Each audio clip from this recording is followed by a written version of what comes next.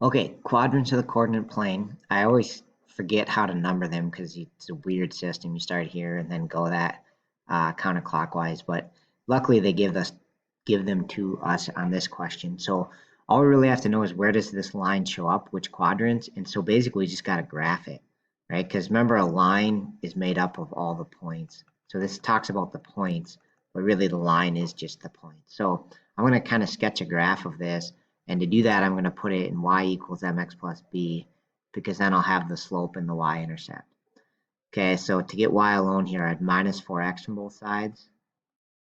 So we'd have 8 minus 4x, and then divide by -2, and divide everything by -2 on that side, so we'd get y is equal to -4 plus 2x.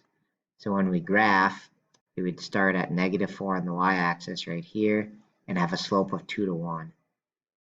So 2 to 1, 2 to 1, 2 to 1. So I'm just going to kind of draw it out and it'll look something like that. Well, look at that great line. See if I can get that a little bit better. So just connect the dots, I guess. Maybe I won't even try to connect them, but that's what the line's going to look like if you connected all of those.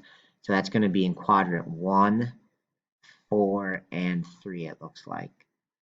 So 1, 3, 4. So it's everywhere except quadrant 2. So that's going to be letter D.